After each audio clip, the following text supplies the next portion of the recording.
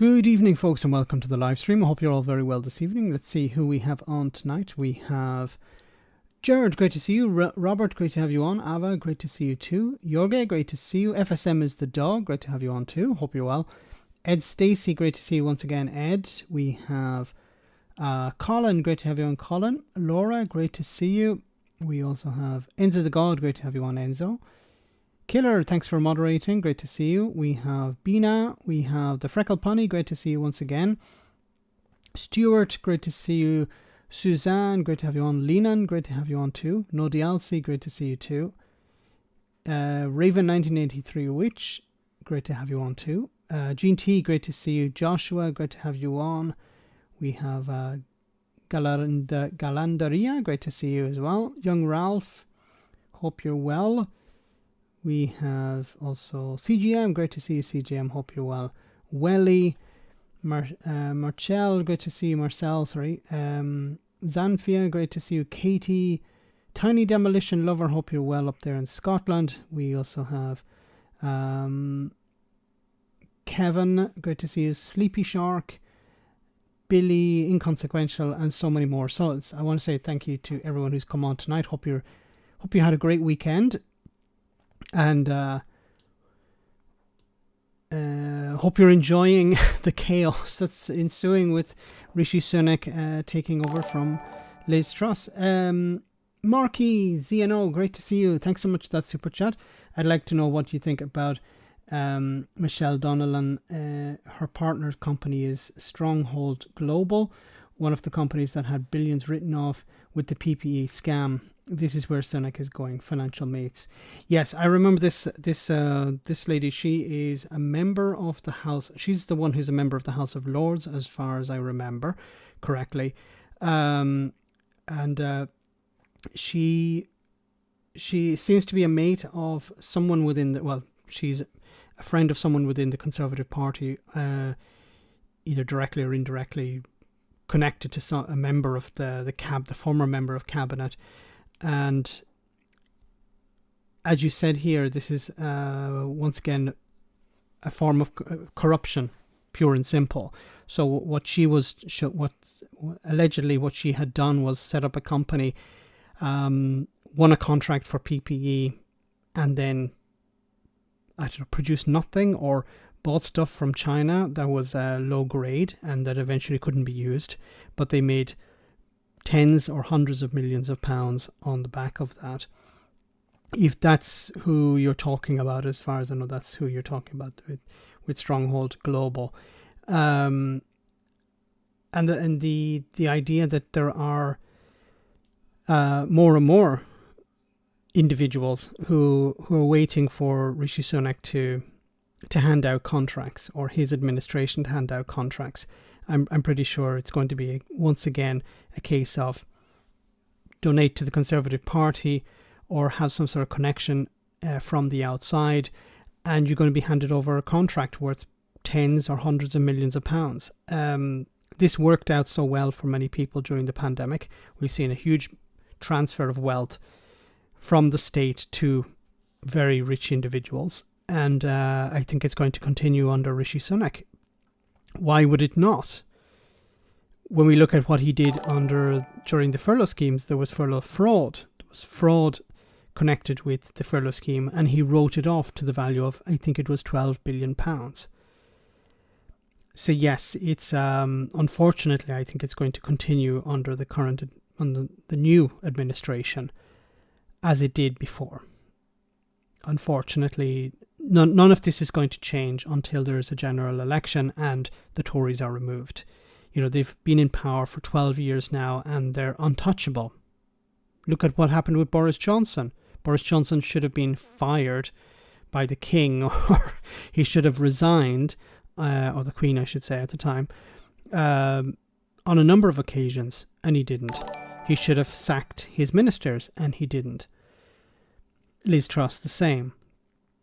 So it's, once again, although it's more difficult to judge Liz Truss by Boris Johnson's standards, considering she was only there for a few weeks, but yes, I think Rishi Sunak is going to continue where Boris Johnson left off.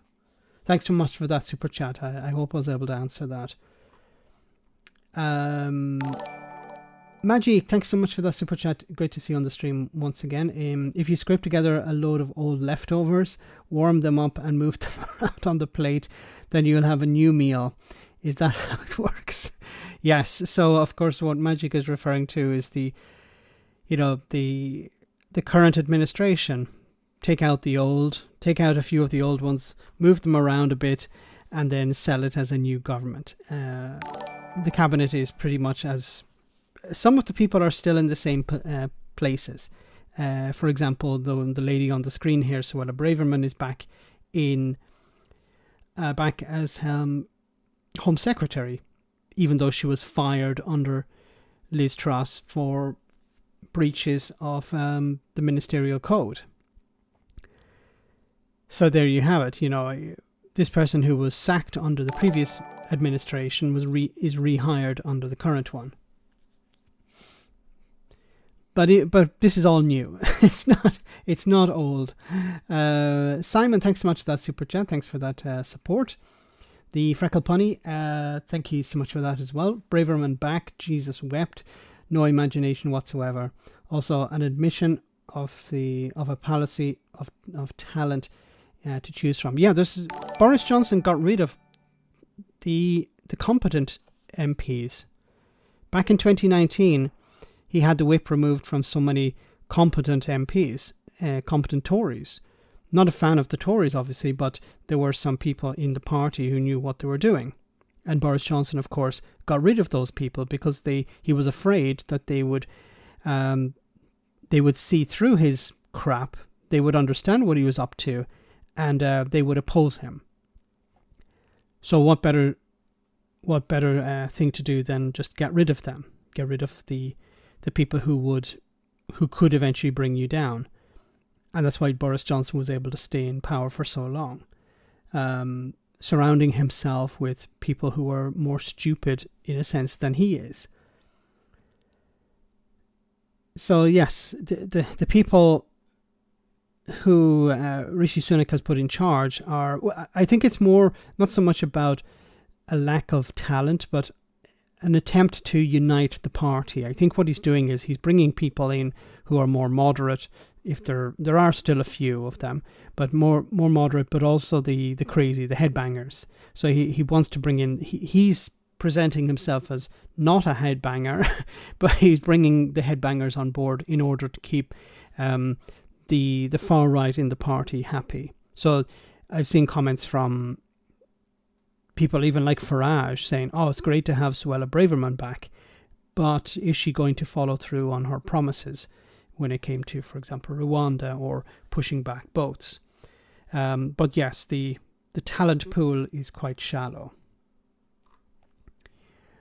Alan, thanks so much for that super chat. Thank you so much for that support. Oh, I'm missing a few. We have number 3. Thank you so much, number 3. Riots, revolution on the way. I think it was Ian Blackford from the SNP said that there should be a general election as soon as possible. And others were saying, no, let the Tories stew in their own juices for a bit, because this government will eventually collapse. I don't know which approach is better, because there's a chance, and I think what's going to happen is Sunak is going to get a sort of boost in his polling, but then eventually he will go down once again, because there is an economic crisis at the moment. There is a recession. It's already happened. The UK is already in a recession, and I'll show you the data for that in a little bit. But it's how is Sunak going to pull the UK out of that recession? I don't think he can. Instead, what he's going to go with is austerity, like back in 2010, the 2010s, under George Osborne. So it's going to be austerity once again. This is going to turn more and more people against the Conservatives. And I fully understand and I fully agree with the point that's been made by many people, is that they don't have a mandate, because the manifesto has completely changed. Boris Johnson sold this this dream back in 2019 of levelling up, creating more jobs, hiring more police officers, building more hospitals. Well, Rishi Sunak can't sell that again. He has to go in the opposite direction, cutting public services, reducing the workforce. There's nothing else. He can't. He doesn't have the fiscal firepower to. I think he should be. It could be a case of advocating for quantitative easing, so pumping money into the economy. Because you already are in a recession, so you need to pull yourself out of that. But there isn't anything. The problem also, if he does try to do that, he's going to piss off people within his party who are there just to cut public services. They want to reduce taxation, so there will be pressure on him not to increase taxation on the richest in society. It will be all about, not that I don't think he cares about taxing the richest in society, but there will be more pressure on him to cut public services to reduce benefits. And of course, the big news we're waiting for is, are benefits going to increase in line with earnings or with inflation? Because if they go with earnings, which are declining, it means people on benefits are going to be worse off again. What they should be doing is linking benefit rises with inflation so that people can at least attempt to hold their head above water. But if they continue with that, I definitely think there will be riots, because people will have literally nothing. And they say there's no man more dangerous than a man who has nothing to lose. And I think the Conservatives are really pushing to take away whatever people have left, take that away from them as well. Thanks, number 3. Manchurian, thank you so much for the super chat. Great to see you on the stream. Well, Max, here we are. How are you? Been a good few months. Take my money, you deserve. Thank you so much for that. Great to see you on the stream. I actually had COVID a few days ago. Tested this morning. I'm clear, so that's good. Still having some effects of COVID though.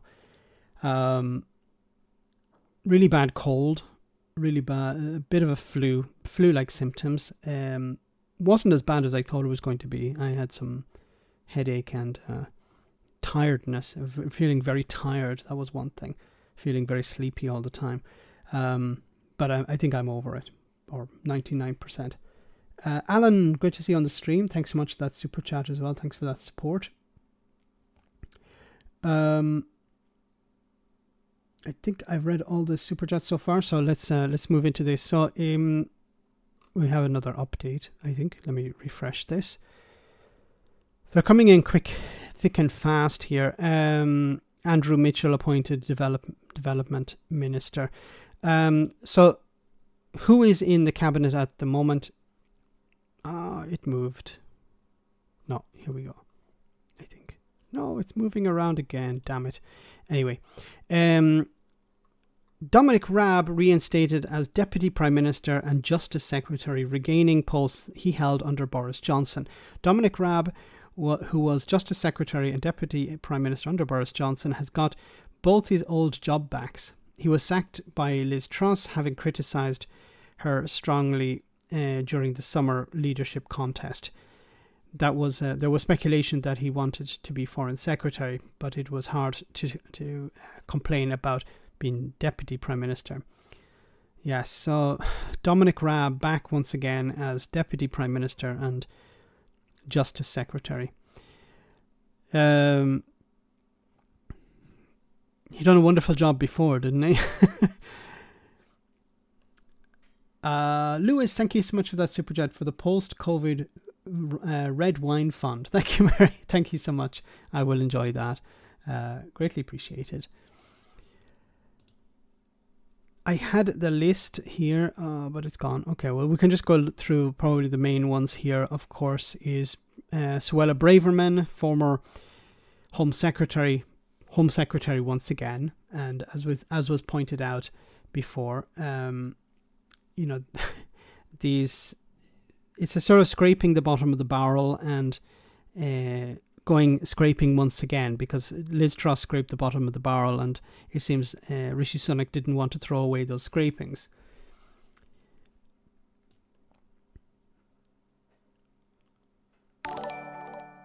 Wow, Marky, thank you so much for that super chat once again. Very kind of you. I honestly think the Tories will eat themselves alive with this bring together the Tory church mentality. By the way, it's great to be here. I've been watching you for ages. I also support Navarro and others. I've just joined your page. Thank you so much, Marky. Great to have you on the stream, and it's wonderful to see you. Appreciate your comments there as well. And I think you're correct. What's going to happen is there are people who are very upset, like Boris Johnson and Jacob Rees-Mogg. And I think I didn't see it, but I saw something. I didn't see the clip itself, but I heard there was a bit of a disagreement in the House of Commons. If I find the clip, I'll probably do a video on it, maybe for tomorrow. There was a clip in the House of Commons where Jacob Rees-Mogg was arguing with another Tory about Brexit.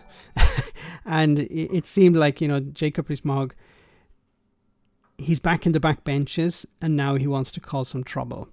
He's upset. He's angry. He's like a spoiled child who's had their toy taken away from him. I never believed he ever wanted to be prime minister, but he certainly wanted cabinet positions. And he was the leader of the House for a period. Then he was the Brexit Opportunities Minister, and then he was the business secretary. So that was probably the biggest role he had, the business secretary. The worst person, or one of the worst people for that job, maybe I think the worst job you could give to Jacob Rees-Mogg would be technology secretary or something like that, or sport. But or health secretary, he'd be promoting the use of leeches or something. I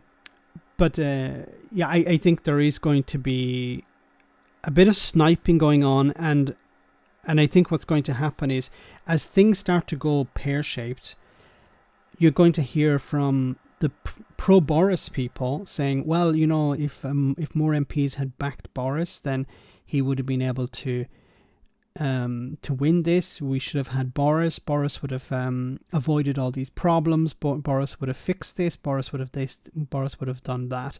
And maybe... This sounds crazy, but maybe Boris Johnson is looking at another attempt, or hoping that Rishi Sunak will fail. Because remember, these people don't care about each other. They don't care about the Prime Minister succeeding. They care about the party succeeding, but they don't care about the Prime Minister succeeding. The Prime Minister, they pretend to be loyal, but it's until there's an opportunity to better their own position. I think perhaps Therese Coffey was friends with Liz Truss, but I think if Therese Coffey saw an opportunity to get one over and become prime minister, she would have done that. And I think even the politicians understand that themselves, that we're friends today, but if I can climb over your corpse to become prime minister, then I'll do that. No problem with that whatsoever. And people like Mogg and Johnson and Nadine Dorris and Mark Francois and others are probably, I don't know if they're meeting in smoke-filled back rooms, but they're definitely planning something, I'm sure. Johnson probably not hands-on, but he's lending his support to whatever they want to do. And as you said, it's not going to be a case of bringing the church together, because while Sunak might try to bring some of these people in to be part of his cabinet, the likes of the ERG, they want their hands on the levers of power, and I don't think Sunak wants to allow them that. So he'll say, you can be part of my cabinet, but you do as you're told. And that can only last for so long. And especially as, Sunak hasn't won an election. So while the MPs may be backing him now, it's going to become difficult, later on when he tries to stamp his authority. Because he doesn't really have any authority. Yes, the MPs backed him, but he doesn't have the authority of the public. And I think this is going to come to haunt him, especially when he starts doing interviews. Great to have you on. Thanks so much once again for that massive super chat, Marky. We have Magic once again. Thank you so much, Magic. With Coffee and DEFRA, does that mean that we'll have to get antibiotics? We'll get antibiotics in the water. So this is Therese Coffey, the former DWP Secretary of State, Department of Work and Pensions, and Health Secretary, and allegedly drug dealer.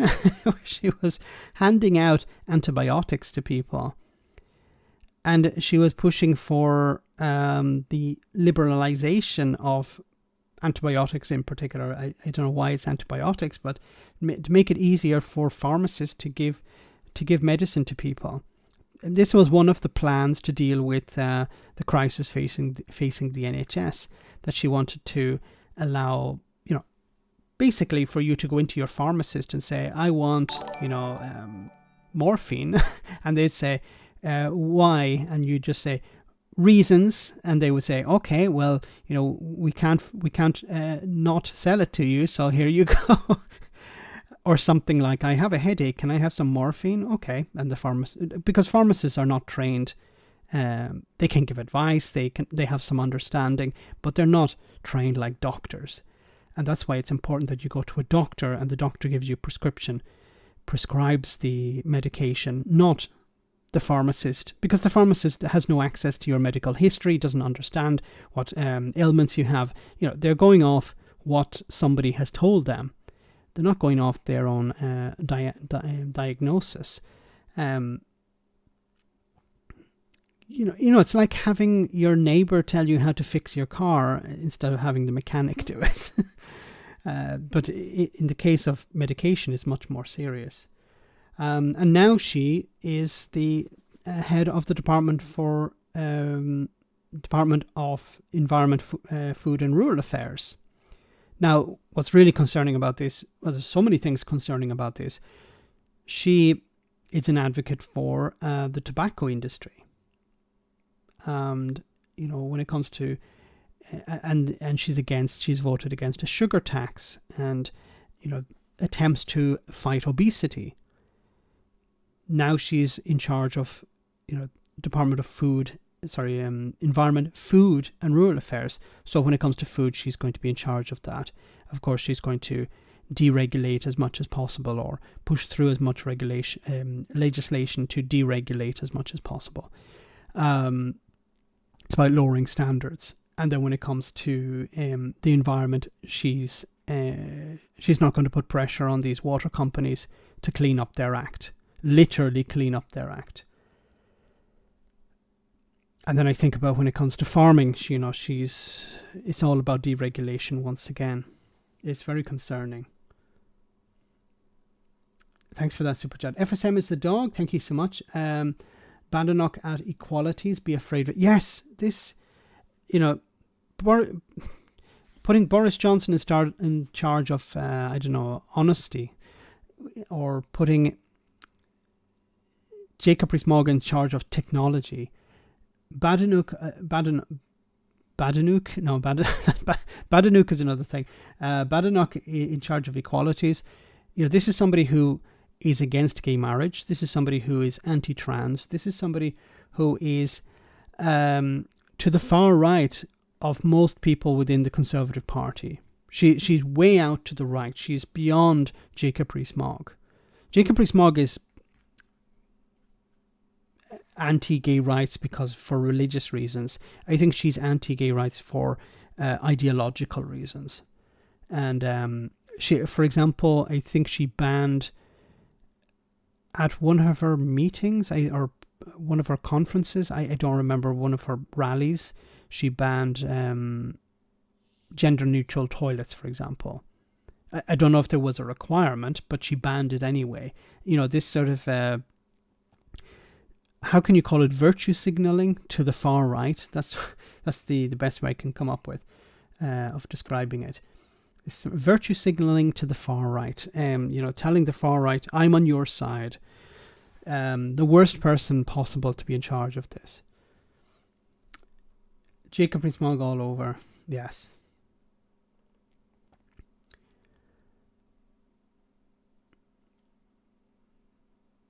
We have, thank you so much, FSM. We have Jacob Rees-Mogg is on the stream. Yay! I imagine you can come on the stream now because you have a lot more time on your hands. You found all those Brexit opportunities, so it's great to see. One is upset at not being included in the Socialist Prime Minister's new cabinet. Of course, Jacob Rees-Mogg described Rishi Sunak back in the summer as a socialist chancellor. I shall console myself with an indulgence, suckle at Nanny's bountiful bountiful teat. Great. You enjoy that. I don't like the idea. I don't like the imagery, but now it's branded into all of our minds, all of our brains. We can't get away from that. Thank you for the support anyway, Jacob. Great to see you on the stream. Oh my goodness.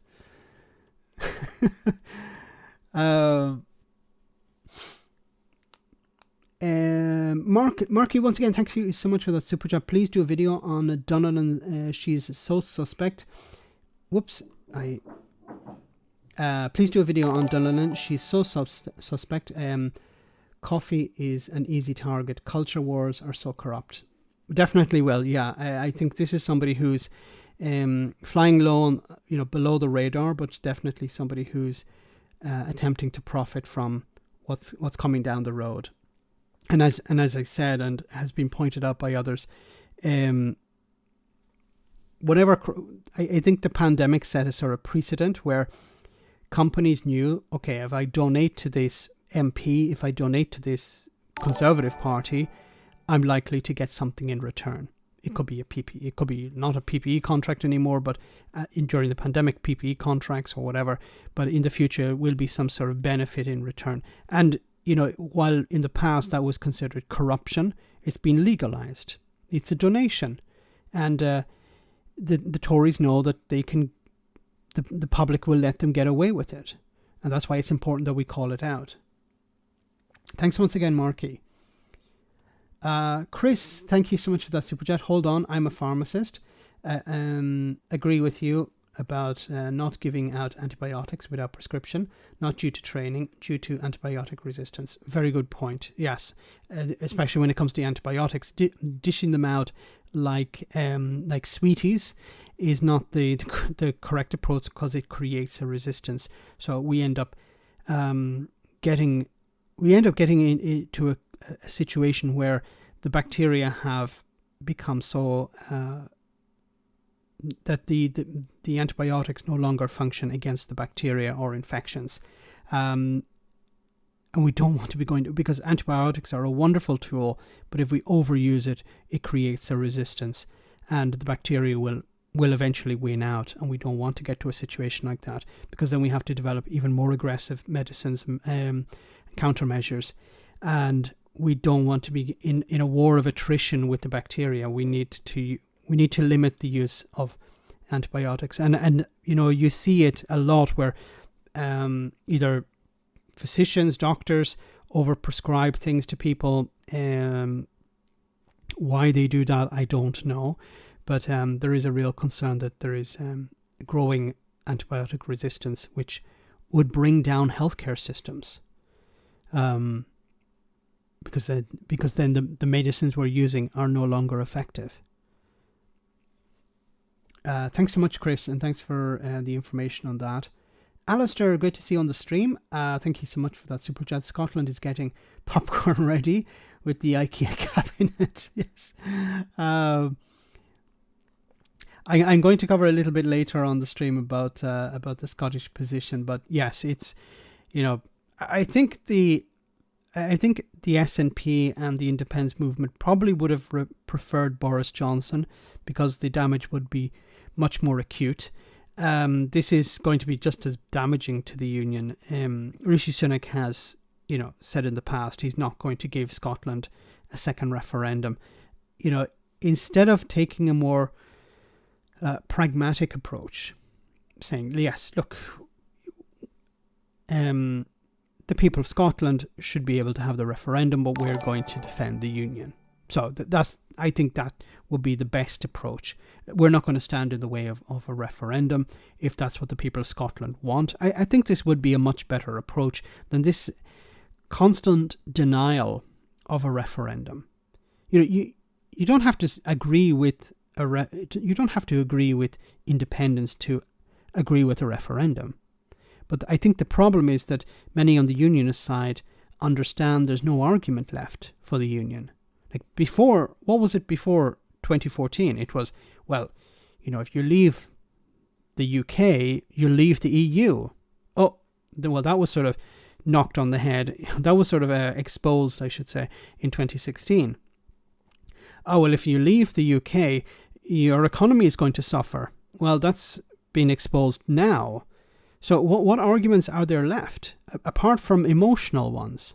And I think that's what you're going to hear, because the referendum will take place. What's going to happen is it's going to take place in one way or the other, in the sense that you're going to have the Supreme Court rule that the referendum is permissible under Scottish law, so the Scottish government can hold a second referendum. If they go ahead with that, then on the 19th of October, I think it is, next year, there will be an independence referendum if there isn't some sort of catastrophe that stops it. That's planned.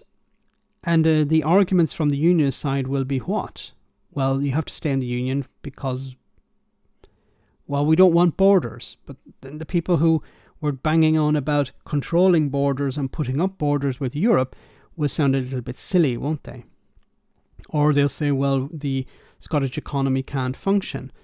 But as we know, Scotland has access to 25% of wind energy. Scotland could be self-sufficient when it comes to energy. When it comes to currency, look, I don't want to get into this because it'd be better to speak to an expert. But as far as I know, there's no problem there. Like there are no real technical problems for Scotland being independent. Scotland can look at other countries around Europe, small nations, and say, look, those countries are doing all right. Why shouldn't we? I think the unionist response will eventually be an emotional one. Don't go, you're breaking up the family, or, you're going to lose connection with the rest of the union and stuff like this. It's not actually going to be. The economic and political stuff will sort of fall apart, and it will eventually come down to an emotional response. VJ, great to see you on the stream. Thanks so much for that super chat. She might spike the food with antibiotics. Anything to get them into the food chain. Thanks so much for that. Yes. I hope I'm not missing any. Yes, we have one also from Sean. Great to see you, Sean. Thanks so much for that super chat. Do you think Rishi will reverse the decision on fracking? I don't think so. If fracking is extremely unpopular even within the Conservative Party, so I don't think there's any real support for fracking, and I don't think he's going to. There may be some rhetoric about, well, maybe we should leave the door open or something, but as we saw in the House of Commons, many MPs were standing up on the Conservative side and saying, we don't want fracking. And it came to the government and Jacob Rees-Mogg at the time to try and say, well, we're going to give people incentives, we're going to try and support communities. The government were trying to run it through. Well, they eventually got their vote. They eventually, won out because the party was whipped, which was a very interesting. So the attempt to ban fracking failed. So it's not that it will be promoted now. I don't think the Conservatives will promote it because it's not a vote winner. Nobody wants it, because as soon as you say, okay, it's going to go ahead in my constituency, you're going to lose your seat. Because there are so many Conservative-backed organisations against it. So, for example, there are many environmental and national trust organizations. So organizations connected to the National Trust, the Royal Society of Protection of Birds, things like that. These organizations, ironically, have a lot of support within conservatives. So a lot of conservatives support them. Maybe not conservative MPs, but members of the Conservative Party are supportive of these organizations, and they don't want to see fracking because they understand the damage it's going to do. They're against it in their area.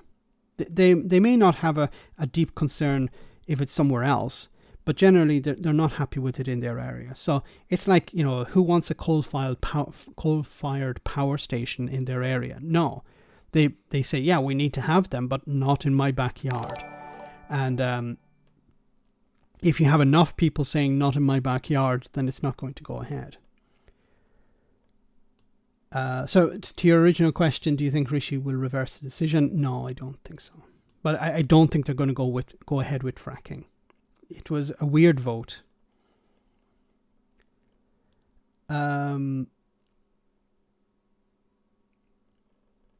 We have, remember guys, we're at 562 viewers. Remember to smash the like button. Nick, thank you so much for that super chat. Sunak blew it when he opened his mouth. Yes. Look, I'm a little bit concerned with people like Jacob Rees-Mogg, with James O'Brien. James O'Brien is about giving people the benefit of the doubt. And he gave the benefit of the doubt to Matt Hancock. And when he did that back, I think it was in 2020, he was like, Matt Hancock isn't that bad of a guy. Maybe he's trying to do his best. He's not the worst of them. And when he said that, I was like, no, Matt Hancock is just as bad as the rest of them. And he was as bad as the rest of them. And now he's been saying that, well, at least Rishi Sunak is going to steady the ship. Well, what ship are you talking about? Because I think it's going to be a ship called austerity. SS austerity.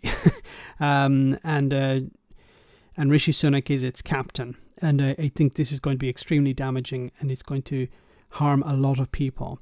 And the idea that he's, steadying the ship is not a virtue. I think it's really concerning what he's going to do, because he's somebody who understands he needs to keep the markets happy, and to keep the markets don't care about ordinary people. The markets care about stability. And and I think his goal will be to cut public services as much as possible and to reduce taxes. He's there to protect his peers. He wants to protect his peers being multimillionaires and maybe billionaires. Because if you just ask yourself the question, why is Rishi Sunak there? He doesn't need to be there. He's not there for the money. Okay. He's not there for the salary. It's a pittance to him. He could give the salary away and he wouldn't even notice it. Okay, so he's not there for the money. Why is he there? Is he there to improve people's lives? Well, then why did he vote against free school meals? Why was he against maintaining the uplift of universal credit? So he's not there to help ordinary people. So who is he there for? That's the question. You have to pick one prime minister. Pizik, thank you so much for that super chat, Pizik. You have to pick one prime minister. It's got the bad. It's got that bad. Suella Braverman or Priti Patel. Oh my goodness. Suella Braverman or Priti Patel.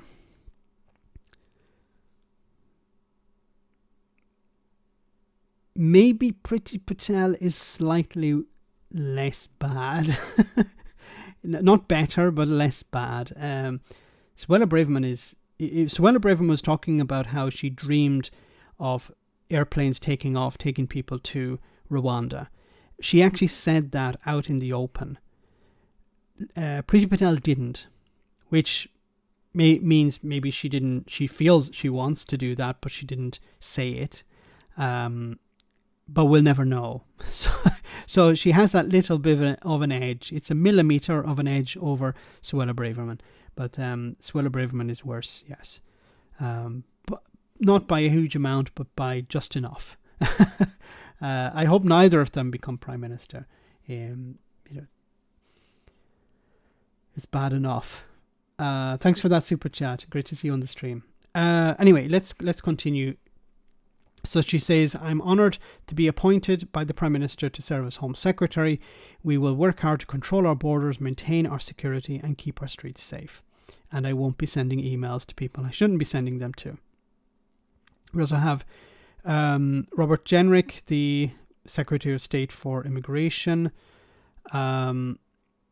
This guy, who, remember him? He was the Education Secretary who had a whip on his desk. Sir Gavin Williamson is the Minister without portfolio in the Cabinet Office. Okay, so he doesn't have a portfolio. Tugendhat is Minister for Security. It says here, Rishi Sunak will speak to Scotland's First Minister Nicola Sturgeon this evening, the Scottish government spokesperson has confirmed. Sturgeon previously claimed that she did not hear from Sunak's predecessor Liz Truss even once during her time as Prime Minister. So it seems that Sunak wants to undo some of the damage that Liz Truss has done. But this is not going to really help the union. This is just him trying to put a veneer of professionalism on the new cabinet and new government. John Harper, Secretary of State for Transport. So we're going to hear about his clashes, maybe with the RMT. Mick Lynch will probably have something to say about that. Johnny Mercer, the Minister of State for Veterans Affairs. Some people in Northern Ireland may not be too happy about that. Okay, for the Treasury, there was, what is it? Victoria Prentice. I've covered her before on the channel. She's the new Attorney General. And what's interesting here is, let me see if I can bring this open, make this a bit easier to see. Rishi Sunak's net favouring ratings rise 12 points as he becomes Prime Minister. So this is his boost, okay? He was at minus 40 something. Unfavourable 48, down 7. Net is minus 9. So he's currently at favourable 39, unfavourable 48. Okay. So he's getting a bit of a boost. Rishi Sunak starts his time as Prime Minister substantially more popular than his party, although he still trails Keir Starmer and Labour. So you can see here.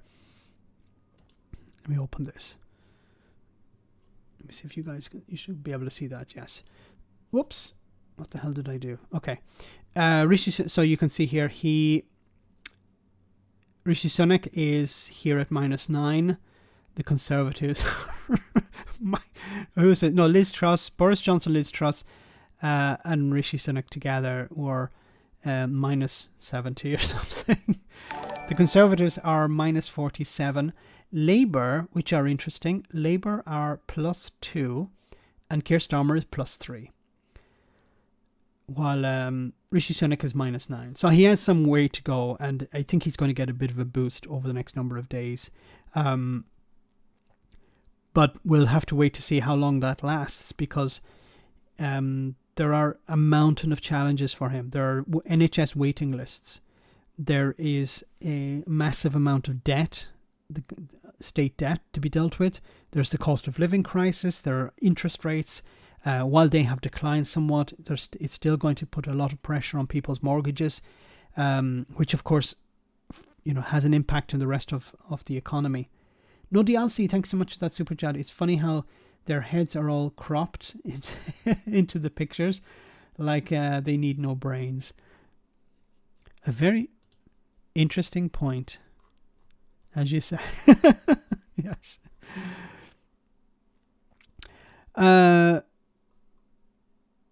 Who's in and who's out? Jeremy Hunt remains as Chancellor. Penny Penny Mordaunt is now leader of the Commons. Penny Mordaunt is not too happy about that, it seems. And I'll show you in a clip in a moment. I think I have the clip where Penny Mordaunt probably was hoping to become Home Secretary. Or, yeah, she probably didn't think she was going to become the Chancellor, but at least Home Secretary. And she's been left in her current job as leader of the Commons, which is, for some people it's a prestigious role, but in reality it has no real power. Dominic Raab, as we heard, is Justice Minister and Justice Secretary. Deputy Prime Minister and Justice Secretary. Oliver Dowden, the Chancellor of the Duchy of Lancaster. He was the former leader of the chairman of the Tories. Suella Braverman, once again, Simon Hart, Chief Whip. Theresa Coffey as the Environment Minister, as Secretary, I should say. And then we have Mogg out, Wendy Morton out, Kit Middlehouse out, Robert Buckland out, Jake Berry out, and Simon Clarke out. I really, really dislike Simon Clarke. Probably one of the worst there, apart from Jacob Rees-Mogg. Simon Clarke, just a really slimy individual, sort of protege of what's his name? Michael Gove. We have another super chat from Marky. Thank you so much for that super chat. Imagine what would happen if we had a decent Labour opposition. Yes. I think and I said this before, what needs to be taking place is the members of the opposition, the Labour Party and the Lib Dems, the Greens, and of course the SNP. They should be working together. They should have a strategy. And they should be hammering. They should be using whatever tools they have. Because, as I said before, when you stand up in the House of Commons and ask a minister a question, they don't actually answer the question. They respond. And the response can be an attack on you or on your party or on the history of your party or something you said in the past on Twitter or something like that, which is avoiding scrutiny, is avoiding avoiding allowing Parliament to do its job. Its job is to hold you to account. That's what a minister is not supposed to be asking questions. A minister's job is to answer questions. What are you going to do about this policy? How is this policy going to do this or that or the other? How much have you spent on that? When are you going to spend this money on this? This is the job. This is what they're supposed to be doing. And instead, what you're having is an MP stands up, and remember, an MP represents their constituency, both people who voted and did not vote for them. But their job is to ask questions on behalf of their constituents, because the constituents can't come and ask the questions themselves. That's the whole point of having elected representatives. You elect them to ask, maybe not directly, of course, but ask questions on your behalf, to represent you in the House of Commons, to vote on your behalf. That's why it's so important that people get out and vote, because you want the best people to represent you. You don't want to end up with somebody like Jacob Rees-Mogg or Michael Fabricant or Mark Francois or Boris Johnson. That's why it's important to get out and vote. Like, even if you support the Tories, how can you look at somebody like Boris Johnson and say, yeah, he's good? He doesn't attend half the meetings. Important meetings. How can you say that's somebody? It's like, if you had a trade union, if you're a member of a trade union and you understood that the people you're paying dues to every week or every month, they weren't actually going to any meetings, or they were not actually representing you in discussions, you'd be pretty upset about that. And you say, I'm not going to support this trade union any longer. Why is it when it comes to politics we say, well, if Boris Johnson just does nothing all day, well, I don't have a problem with that? Because people have been conditioned into this sort of footballification, as James O'Brien describes it. Tribalism. This type of tribalism. Oh, as long as, my guy is owning the libs or owning the wokies or whatever, I don't care what he does or she does. I don't care if they lie. I don't care if they cheat. They're on my team. That's all I care about. And at the end of the day, they're going to get their income. They're going to get their salary. They're going to get their pension. They're going to be just fine. Who's going to lose out is you and your constituency and your community. It just really grinds my gears, because it's important that you vote, you get out and vote, you encourage others to get out and vote, but you vote for people who you truly believe is going to either represent you, or you're going to try and stop people who you know will not represent you.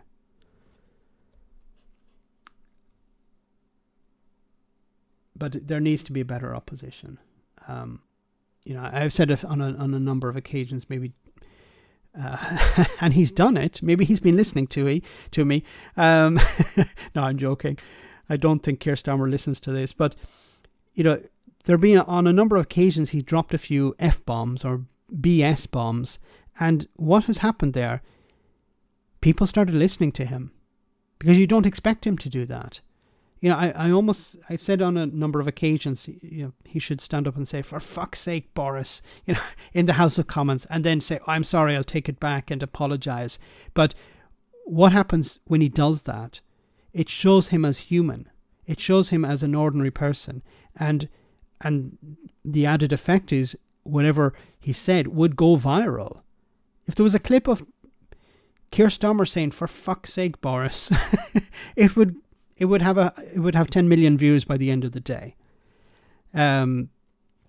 because it would show him as but it would have to be, of course, him being natural. It could not be something staged or scripted.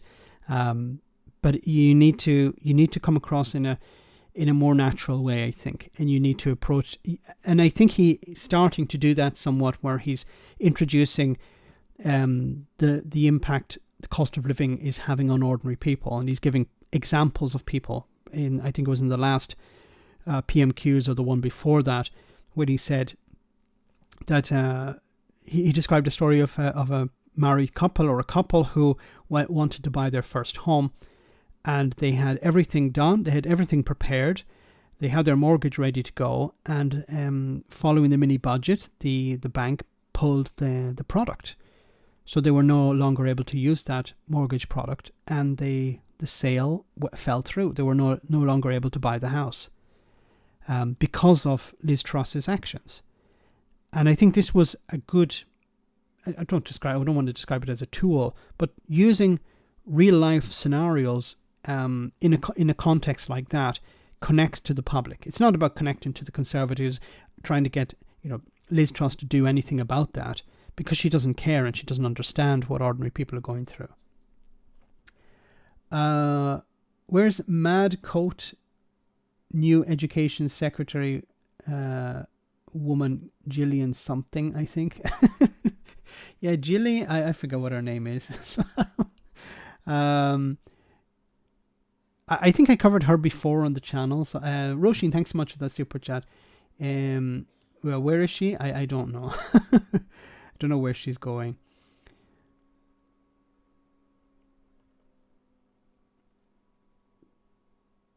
I wonder what's going to happen with Nadine Dorries, though. That'd be interesting. I'm going to go. I have to go quickly through these because we're getting halfway through the stream. Yes, I said about. So just to talk a little bit about what's in his speech today. I'm not going to cover the speech. Don't worry. Some of you have probably seen it. Others couldn't be bothered, and I understand. But in his speech, Rishi Sunak talked about profound economic woes or profound problems with the economy. So here Sky News covered what are these profound economic problems. Sunak says we're facing a profound economic crisis, but what does that actually mean? Is it really profound? Well, let's have a look at some of the numbers, starting with this. This is giving you a sense of whether we might well be contracting or expanding. If anything is in the blue area, we are kind of getting bigger as an economy. If it's in the red area, we are contracting. It's basically a recession warning. You can see the UK's line going down into that recession territory. But here's the striking thing. It's not just the UK, it's other countries as well. A lot of the Eurozone, for instance, the US, they're all basically the same shape. So, do they have profound economic crises as well? Yes. If all of us are in recession, it's very difficult for any of us to get out. So this is a huge problem. Because if the UK was in recession, but the US and the EU were not in recession, they were in expansion, then what the UK could say, okay, we can try and ride this out. We can eventually return to growth because we can export more. So these markets are growing, so they're going to require more of our exports. Now, leaving Brexit aside, that would normally be the case, but the problem is also the US and the EU is contracting, so it's more difficult for any country to get out or any bloc to get out if others are as well in the same situation. Perhaps they do, but it's not just us. We're not alone. And also, there are issues that are going deeper, that are going into households' pockets right now. Mortgages, for instance, are getting much more expensive because of higher interest rates. Right now, if you're taking out a 2-year fixed rate mortgage, you're paying potentially the highest amount as a percentage of your income that we've seen since the late 1980s. That's a mortgage burden. The higher that is, the bigger the squeeze. And the same thing again for energy, OK? So this is energy prices, those bills. And even after the energy price guarantee, we're still talking about the biggest squeeze on energy spending that we've seen essentially ever. That goes back to the 1950s. So these two things add up, and they mean as a result we are getting less well off as a nation. Our collective standard of living, our ability to pay, our net worth is going down. And you get a sense of that with this chart. This is kind of a measure of that collective net worth versus what we typically tend to spend our money on. And have a look at how that has gone down. That is the impact of higher energy prices, mean we are basically poorer as a nation. And, My God. No, it's much lower than 1998. It's not just that we've been focusing on recently, is it? It's also growth. And this shows you productivity, one of the best measures of growth, output per hour. Up until the financial crisis, it was rising. But look at what happened since. It essentially flatlined. So many of our problems at the moment come back to that chart, and no Prime Minister recently has been able to deal with it. Actually, no Chancellor either, I should say. And look at this, 10-year bond yield. Now, this is one of the charts we've looked at quite a lot recently. This is kind of what's going on in markets, what's kind of defined Liz Truss's time in office. That went up very sharply indeed. But two things to note. First of all, it was starting to rise before Liz Truss came into office. So that predated her time there. You can't blame it all on her. And it's starting to come down in the last few weeks. That suggests that could help Rishi Sunak when it comes to paying off the bills. Second bit of good news, this is wholesale gas prices. And again, you can see they've been very volatile, going up to very high levels recently. But look at what's happened in the last few weeks. They have come down to 35p a therm. So some good news there. Things could be a little bit better than many people had expected. That doesn't mean we're not facing an economic crisis, but perhaps it means that this man is very keen to underline there's some tough news and maybe tough spending cuts to come. And that's what it'll be about. Tough spending cuts, about cutting back on public services. So the good news there, of course, being energy prices are coming down. And of course, as energy is so core to the cost of pretty much everything, it means that prices should start to level off or start to come down. And that should be welcomed. But as you know, inflation is coming down on one side, interest rates are driving up mortgages on the other. And then remember, it's not just everyone, you don't have to have a mortgage to be impacted by rising interest rates. Also, if people who are renting, if their landlords are paying off their mortgages using the rent and their mortgages increase, what are they going to do? They're either going to increase the rents, which will eat into people's disposable income, or they'll sell up, and that will make it more difficult for people to access other accommodation, other housing, and put more pressure on councils to build more council houses, more social housing. But councils are already struggling with limited budgets already, so it's not an ideal situation. Of course, things could improve if the US and the EU come out of recession, but it's unlikely in the medium term, the short and medium term. Guys, let's take a short break, a comedy moment, just to lighten the mood a little, and then we'll be back with the serious stuff in just a jiffy. Hope you enjoy it.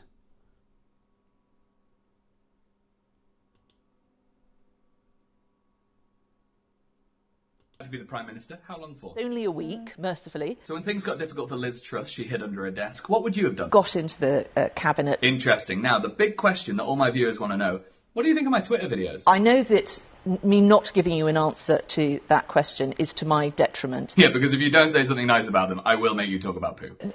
No.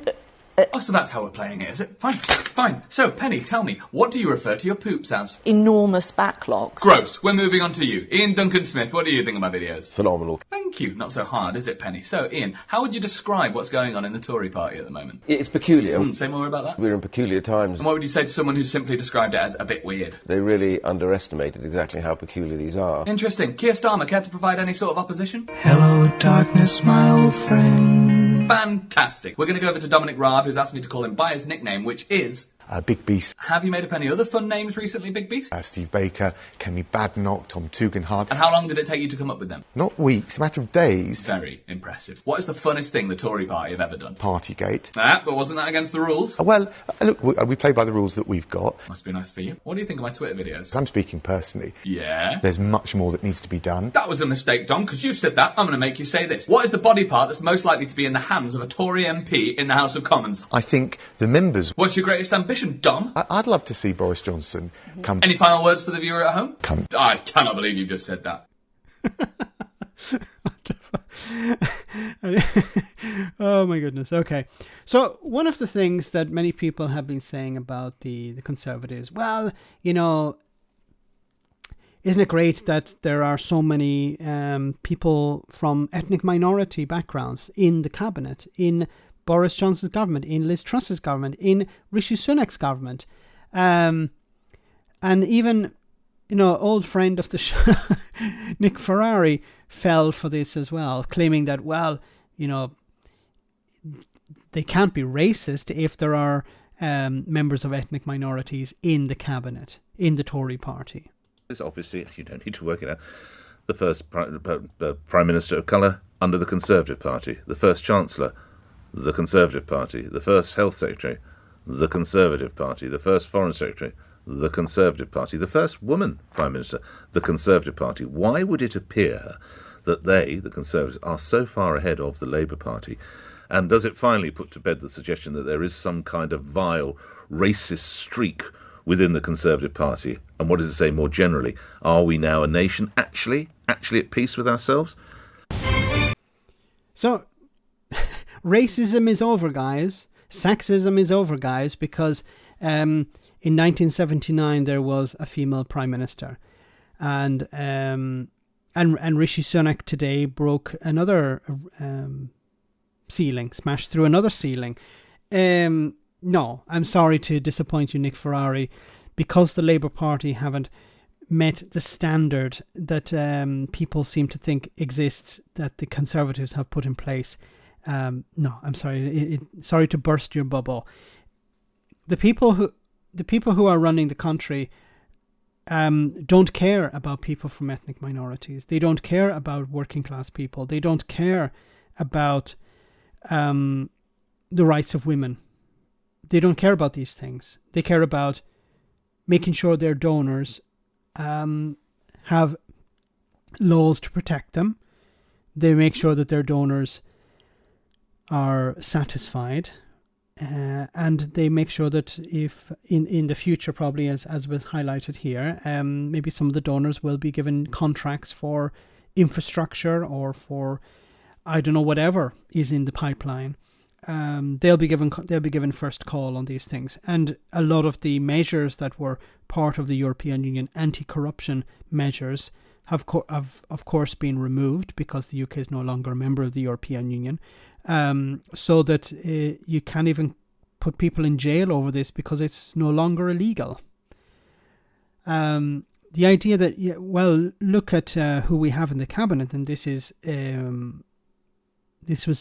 forward thinking. These people, some of these people are basically fascists. Some of these people are racists. Doesn't mean that because of the way they look, or the way, or because of their gender, that they're going to treat ordinary people better. You just have to look at their voting record. I don't care. Honestly, and I said this, and the same here in Italy. In Italy, people are saying, oh, isn't it wonderful that Meloni is the first female prime minister. I say, no, I care about what policy she's going to push through. I don't care about her gender. I don't care about, if in another case, the color of the person's skin or their height or their background or whatever. I care about what they're going to do, because what they're going to do has a bigger impact than their gender or their background or whatever. This is what's important. What are they actually going to do? Because that's having an impact on me, on people around me, on our community, on our constituency, on whatever, on the state, on the nation, and maybe internationally as well.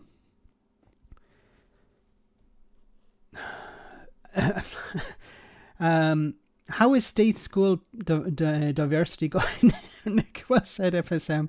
How many members of the cabinet are people who attended public, not public because it's called public, state education, went to state schools and not private schools or public schools as they're called.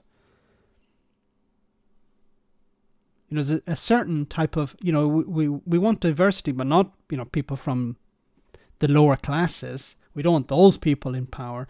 There was a story about how Jacob Rees-Mogg refused to back or to support John Major.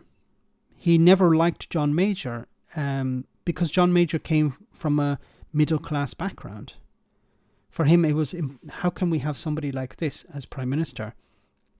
It's not that he disagreed with him on Europe, he disagreed with him because he was from the lower classes. Although Jacob Rees-Mogg is a fake aristocrat. Sean, thanks so much for that super chat. Rishi undermined him being the first person of colour to be Prime Minister by bringing back Braverman to appease the racist Tory voters. Yes. Very good. Very, very well spotted.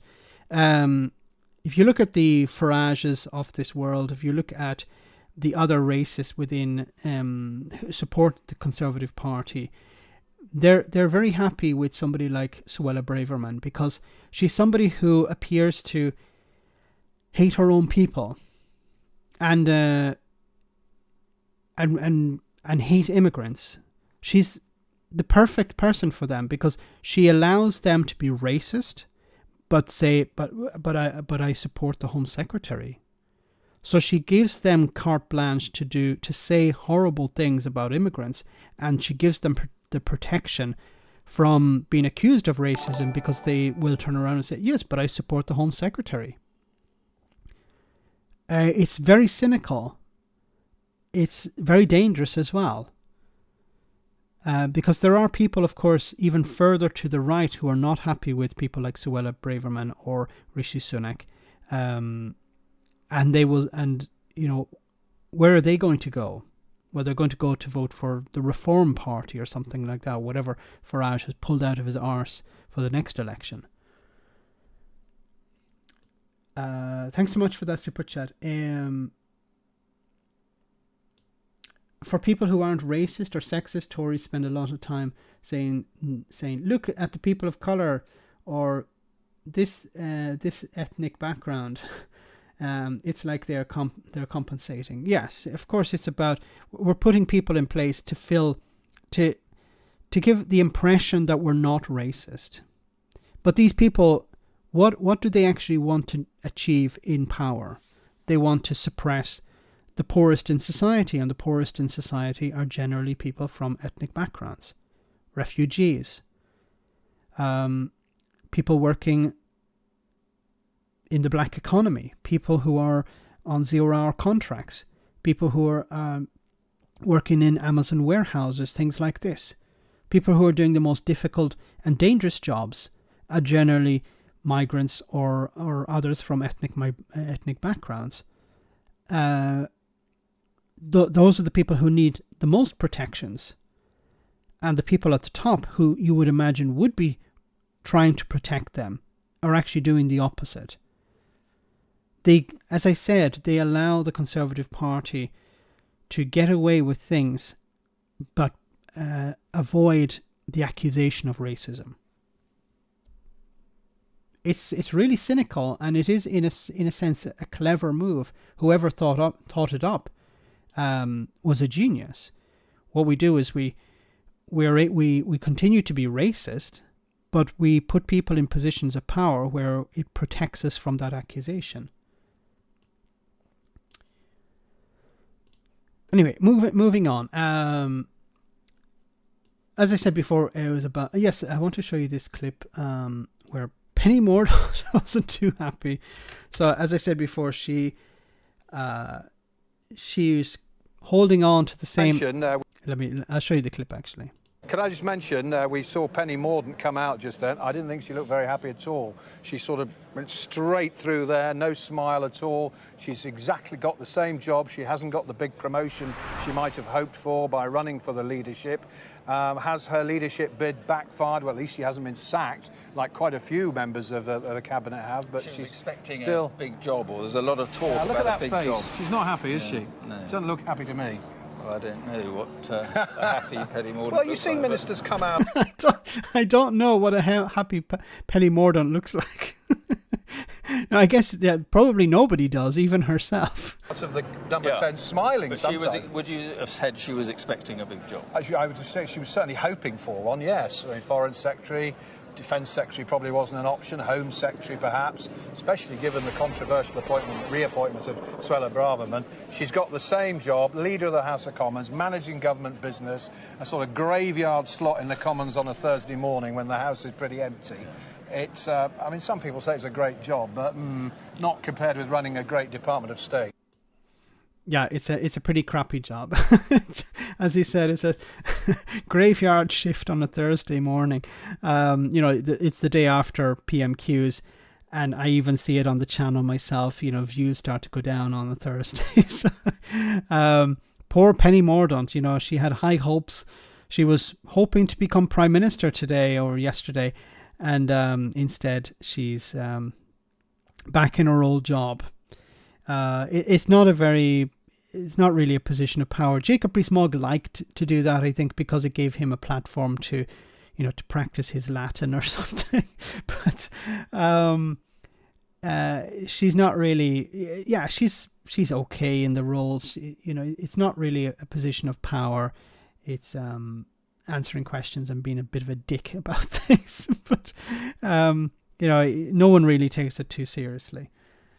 How the mighty have fallen, good God. Yes. One does not simply appoint P. Mordor. Yes. I think we have to keep calling her Mordor, not Mordaunt. Mordor is more apt. The land of Mordor.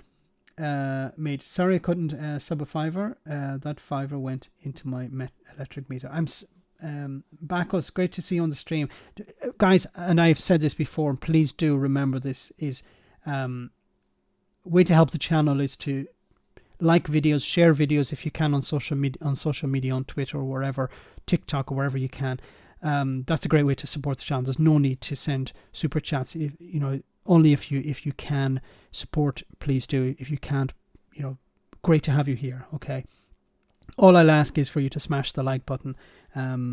It's a great way to help the channel and support the stream as well.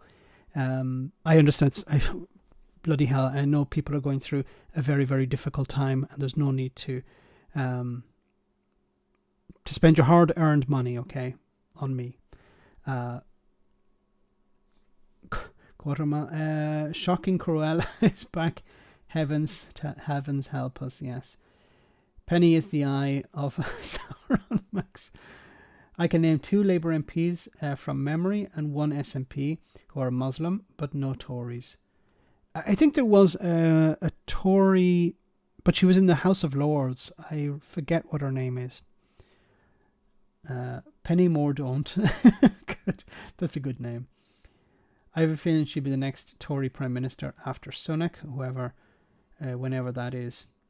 There is a chance that she would try to, if there's a... Sean, thank you. Sean McCartan, thank you so much for that super chat. Thanks for the coffee. Hey. Greatly appreciated. Penny Mordaunt. word. Love this place. Great. Thank you so much, Marky. Great. It's great to hear that you're enjoying it. Lefty Boater says, UBI. Yes, you can. I've pressed the big UBI red button. For people who are new to the stream, UBI. What is a UBI? Universal Basic Income. I tout it from time to time. This is of course something that we should have been receiving. This should have been happening during the pandemic. The idea of keeping people at home, but providing them with a minimum universal basic income, a minimum, a floor that people don't fall below. £1,000 a month, or $1,000 a month, or €1,000 a month, something in the range of that. And what is a UBI? It provides stability for people for the rest of their lives. So £1,000 a month for the rest of your life. What are you going to do with that? You're going to go out and spend it in the local economy. You're going to get car repairs. You're going to get your haircut. You're going to maybe even start a little business, knowing that even if it fails, you'll still have that money coming in every month. There are a number of councils around the UK and other parts of the world who are trialing it. Unfortunately, with the trials, it doesn't work out very well because it's not universal, it's not permanent, and of course people will act in a different way to spend the money or invest the money if they know it's only temporary. If you know that you're going to receive for the rest of your life £1,000 a month, you're more likely to start a business than if you say, well, you're part of a project, of a pilot project which is going to last for 6 months, and then after that it's going to go back to normal. You're not going to invest. You're going to act in a different way than you would if it was for the rest of your life. Cheap Chat, Therese Coffee, evil or dumb? I think evil. I don't think she's dumb, because even a dumb person would act with some sort of empathy. Let's park. Thanks so much, Marky, once again.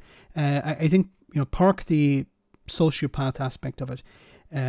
Somebody who just doesn't understand, or somebody who has some sort of mental condition that doesn't permit them to understand certain things. But as I said before, and this was an interview that floored me, when Kay Burley of Sky News interviewed Therese Coffey some months ago. Maybe it was about a year ago, I don't remember exactly.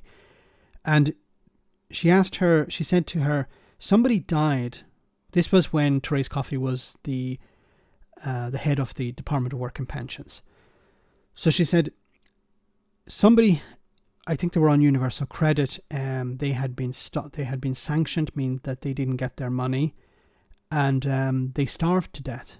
They died because they had been sanctioned, because they didn't get access to the money they need. And Therese Coffey, who was responsible at the top of this, her response was to talk about, well, there are these different benefits available, and you can do this and you can do that. And the journalist asked her again, in case she didn't understand. She said, no, I want to tell you about somebody who died because of a system that you're responsible for. What's your reaction to that? And Therese Coffey doubled down on there are these different options available, that you can apply for this and you can apply for that. The person was dead. As I said, and I've said this on a number of occasions, people are probably tired of me saying this, but it's something that's stuck with me it's going to stick with me for so much longer. Instead of reacting like a normal human being would be to say, oh my God, that's terrible. How did that happen? I'm going to try and fix it.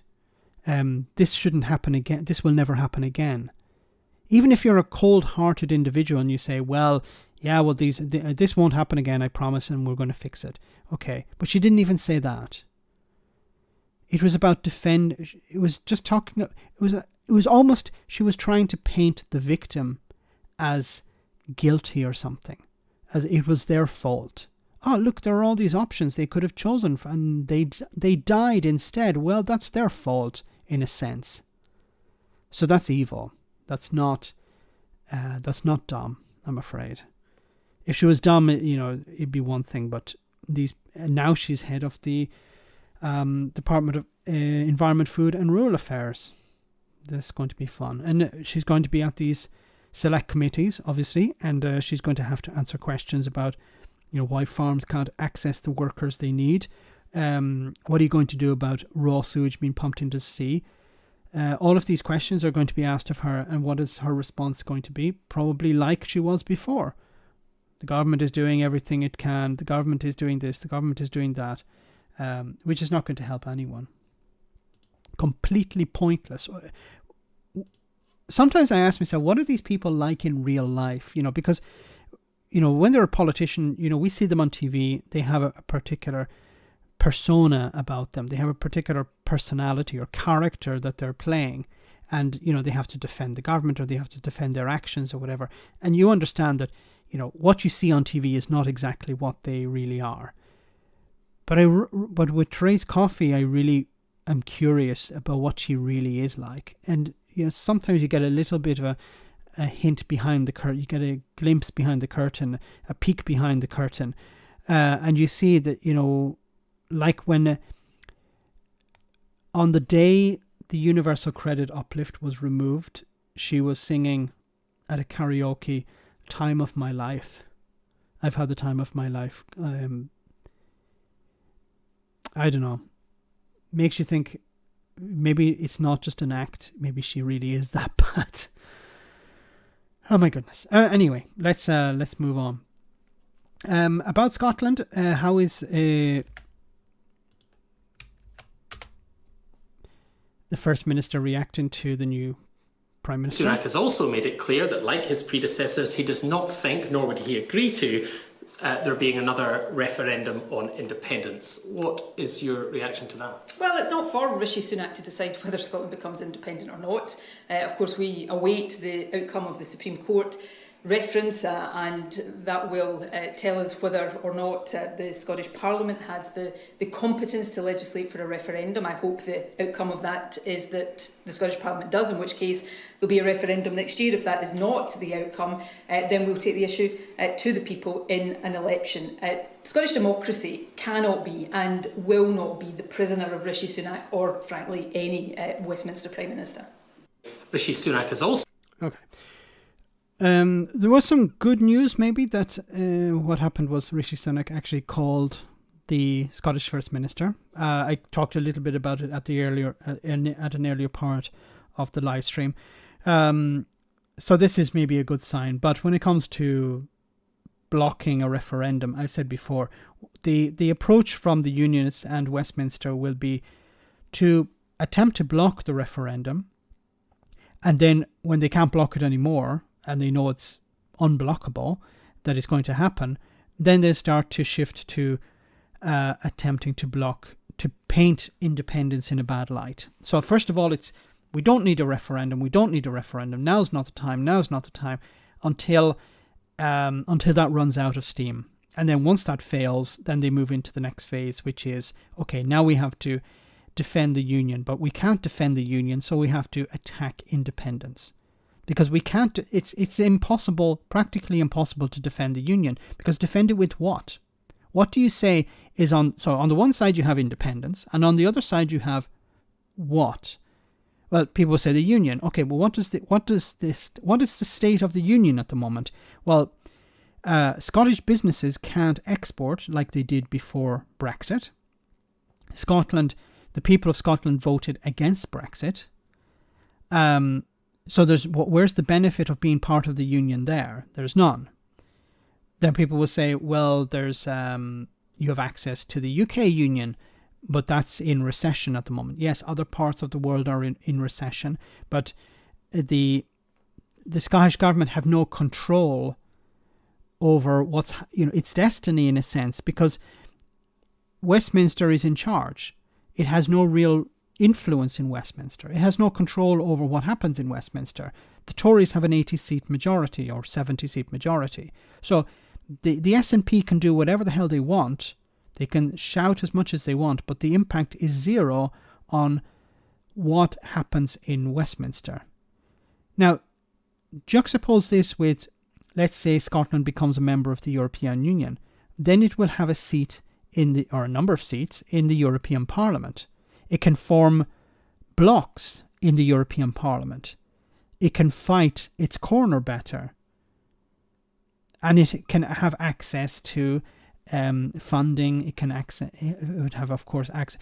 Many people focus just on trade, but there's also the other soft power as well, and there's also the access to funding that existed before when the UK was a member of the European Union.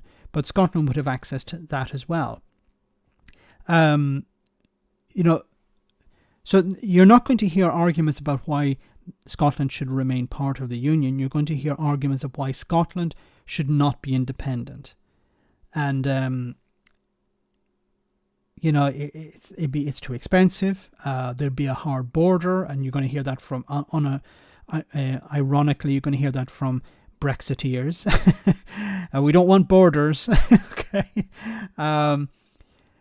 You're going to hear arguments about how Nicola Sturgeon is a failure. Nicola Sturgeon isn't able to run the country. She isn't able to run. She's a disaster. The SNP are a disaster. When it will not be so much an SNP government, it will be an independent government. So a lot of the things, the Tories, and to a lesser extent the Labour Party, are pointing the finger at as a failure in Scotland are in some cases because Scotland is not independent. So it can't fix a lot of the problems because it's not independent. It can't raise taxes in the same way that Westminster can raise taxes. It can't borrow in the same way that Westminster can borrow. So when, and this is important, and let me lay my cards on the table here. I support Scottish independence. But if you have one hand tied behind your back, and somebody's saying, why aren't you, playing golf, or why aren't you playing tennis or whatever? And you're saying, yeah, because maybe not, those sports are probably not the best ones. Baseball or something. Basketball better. Why aren't you playing basketball? Well, I have one hand tied behind my back. Oh, well, that's not a reason for you not to play basketball as good as somebody who has their hands free. That's what needs to be presented. And I'm sure, and I'm not the person to do it. The independence movement can do a much better job than I can. But the people have to understand that, yes, there are challenges. There will be maybe a rocky period directly after independence.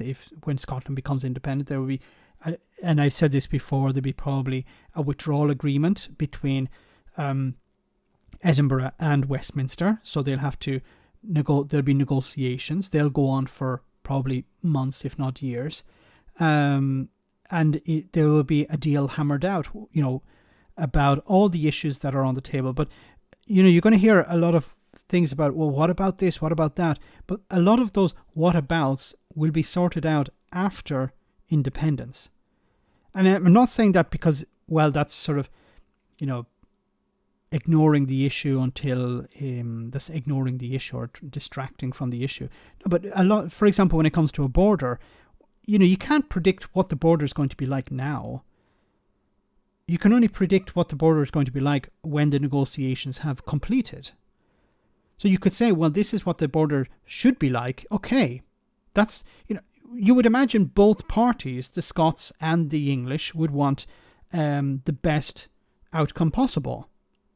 That's why it's important that whoever is in Westminster is practical and pragmatic. Understands, yes, we want to have a good relationship with Scotland. Scotland is now independent. Okay, so what we want is a good relationship with Scotland. So I think the border issue will not be a problem if both sides don't want to make it a problem. The problem at the moment is the unionists, like the Conservative Party, want to make it a problem. It's the same way with Brexit. We didn't have to have the type of Brexit that we eventually got. It wasn't, it was possible for the UK to remain within the single market and the customs union. But Brexiteers didn't want that. when it comes to the Northern Ireland Protocol, it's not necessary for the Northern Ireland Protocol to be a problem. It's people making it a problem, makes it a problem. There's nothing within the protocol that makes it a problem. It's people making it a problem. And I think when Scotland becomes independent, the border will be a problem if people want it to be a problem. If both sides say, let's sit down, have good, friendly negotiations over what the border should be like, how it's going to function, then that's what will be achieved. And if both sides approach it with a good mindset, and I hope that's what's going to happen. I hope the Tories are not in charge when eventually Scotland becomes independent. I hope it's a Labour Party, because I think a Labour Party would be more pragmatic than it's a case. And look, I'm talking about this, and I'm not the right person to be talking about this because I don't have the experience, the knowledge.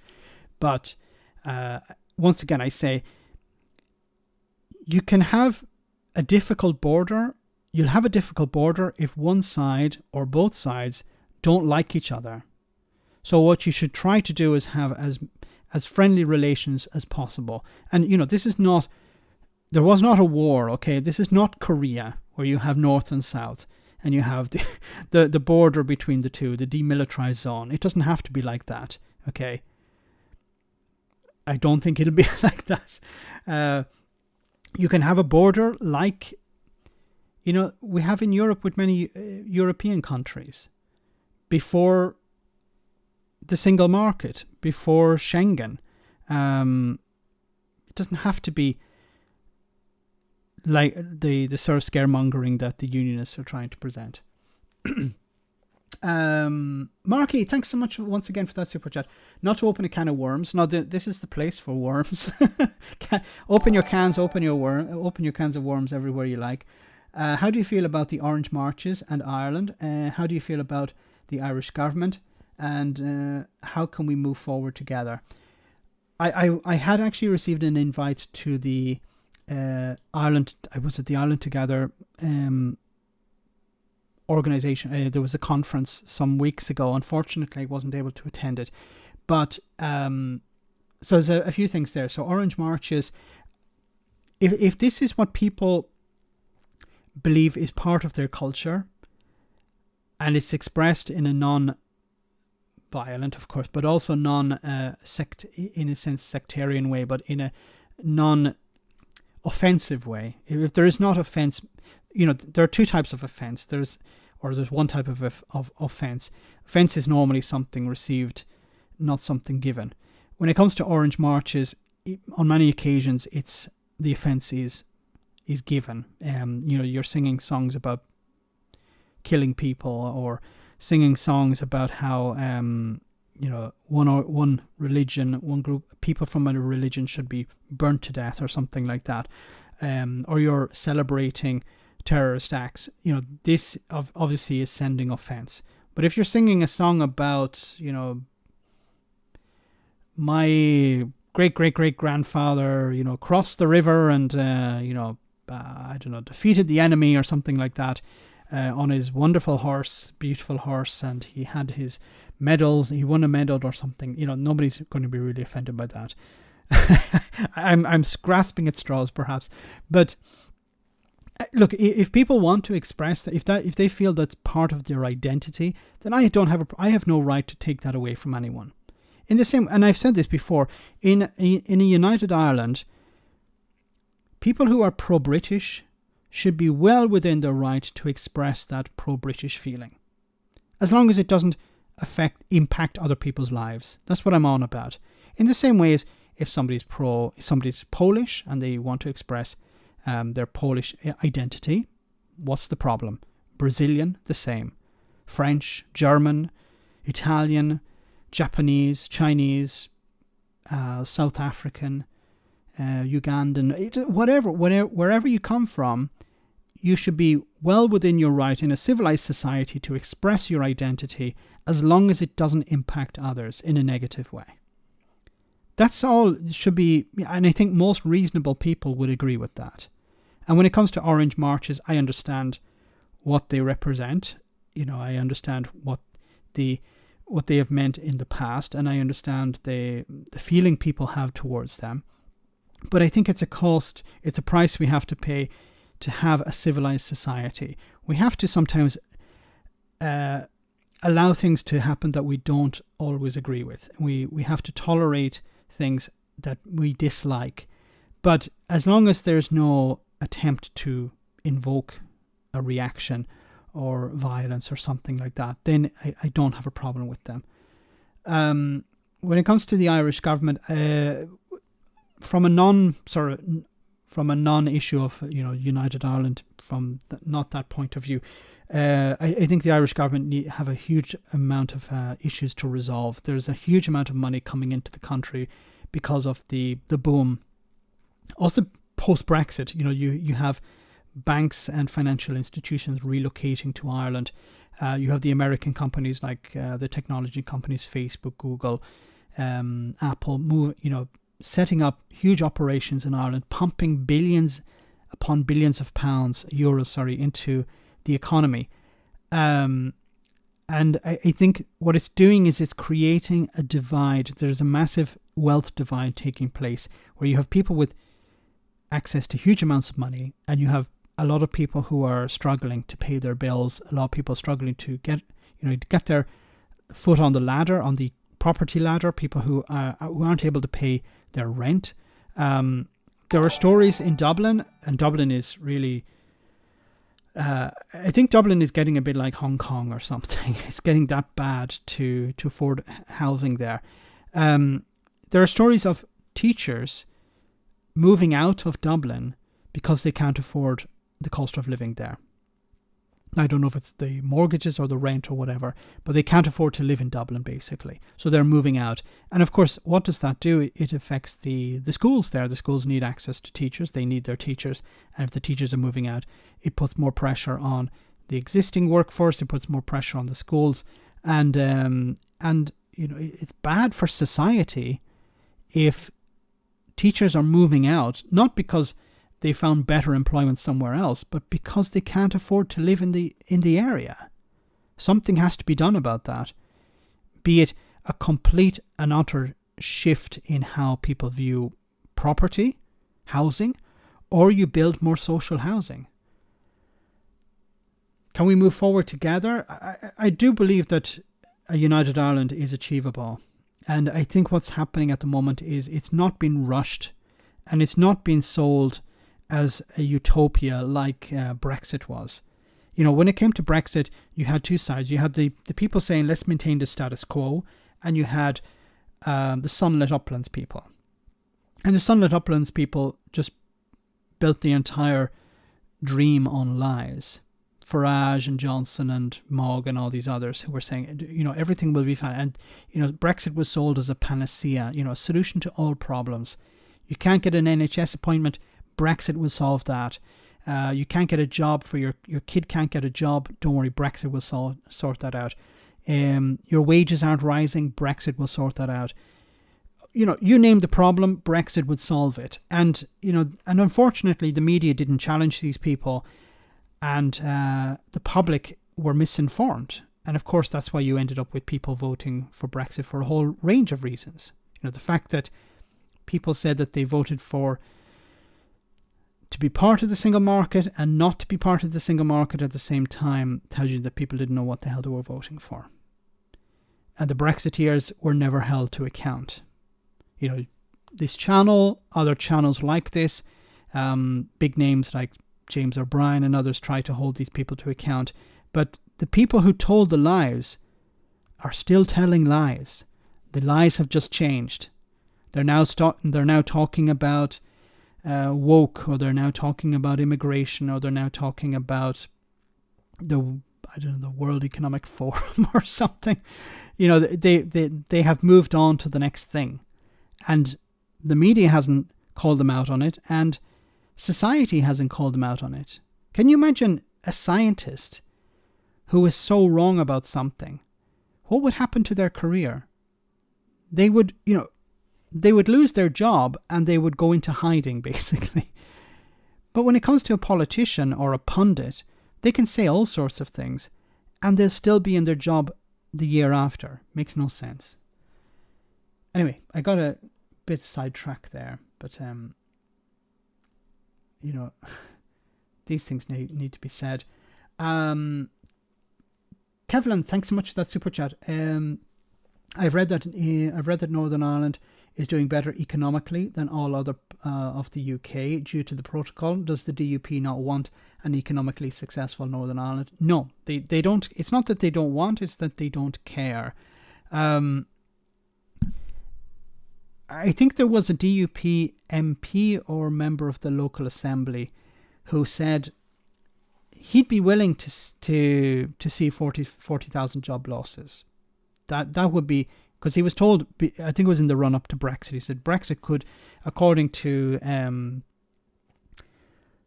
don't know, it was the OBR or whatever, it was a government body anyway. They said, this is back in 2015, I think it was.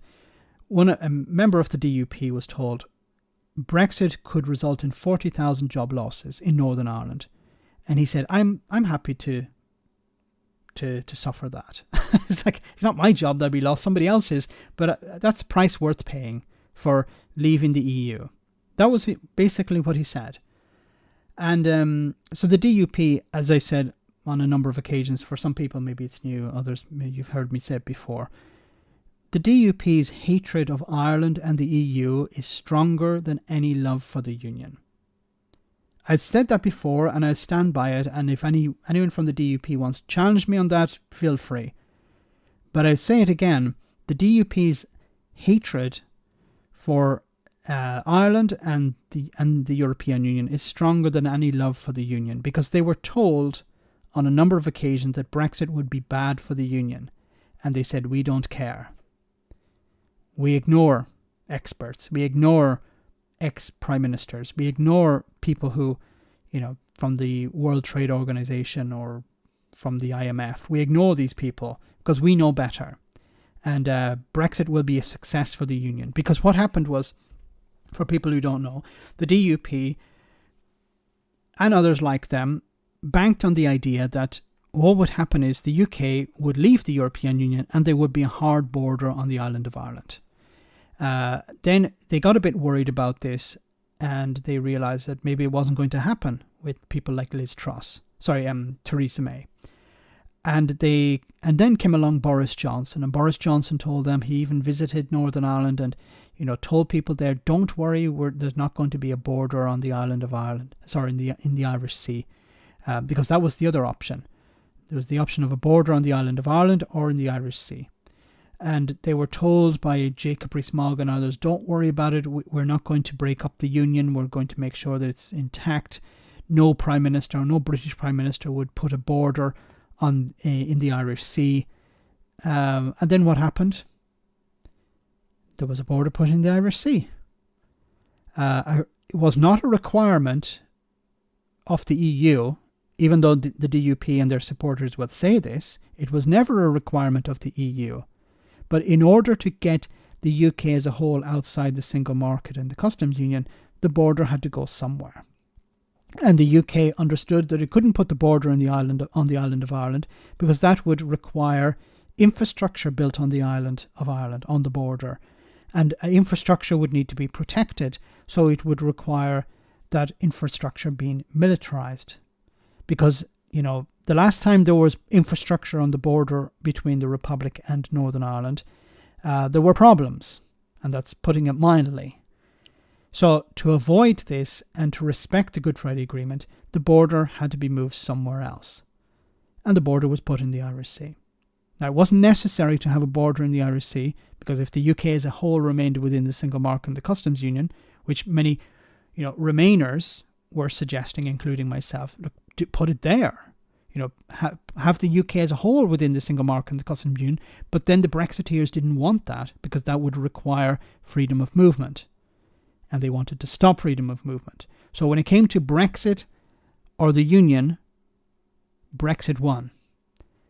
And no matter how many times you say this to the Brexiteers in Northern Ireland, the DUP, they still don't get it. And Brexit will always win over the Union. And look at Scotland as well. Brexit being one of the biggest assets the biggest drivers of Scottish independence recently. Without Brexit, I think Nicola Sturgeon's arguments for leaving would be I'm not saying impossible, would be much weaker. She was one of the ones who actually predicted there's a chance that we would leave, Scotland would be pulled out of the EU. And I remember the Liberal Democrat leader in Scotland, dismissed it. He's still an MP as far as I know. Thanks, Kevin, sorry.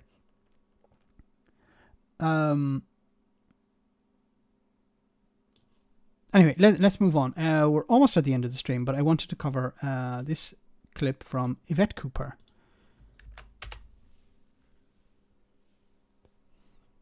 Good final question.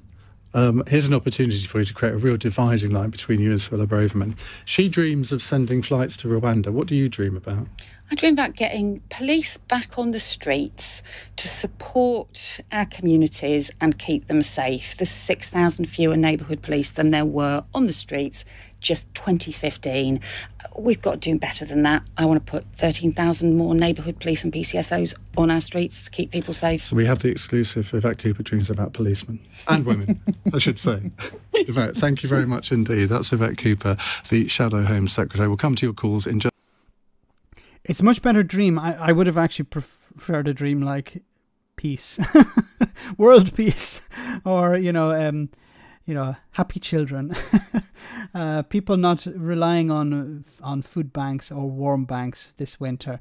But yes, the idea that the Tory Home Secretary dreams of airplanes taking off with people on them to Rwanda. At least the Labour one is dreaming about more police officers and safer streets. But it's, it's a low bar. It's a very low bar. So guys, we're almost at the end of the stream. I want to say thank you so much to everyone who came on tonight. Thank you so much for your super chats. Greatly appreciated. Especially to the new people who came on. Thank you so much for that. And keep watching, remember. For everyone else, remember you can support the channel by smashing the like button or sharing videos on social media. It's a great way to help out, and it doesn't cost you a penny.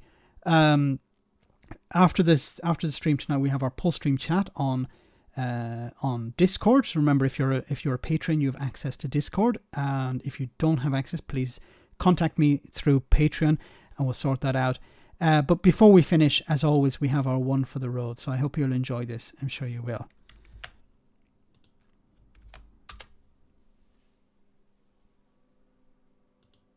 And that's why I'm honoured to be your Prime Minister. Rishi Sunak there, who will be the third Prime Minister of the UK in less than 3 months. Now, you didn't back him originally, did you, Minister? Well, look, it's no secret that I backed Boris because I thought he would be the best choice for the country. And I'm also glad that he decided to withdraw from the contest for the good of the country. So he would have been the best choice, but it's also good that he wasn't chosen. Yes. It sounds like you're disappointed he didn't run. Look, the thing about Boris is that he's a winner. I supported him right up until the moment it was clear he wasn't going to win.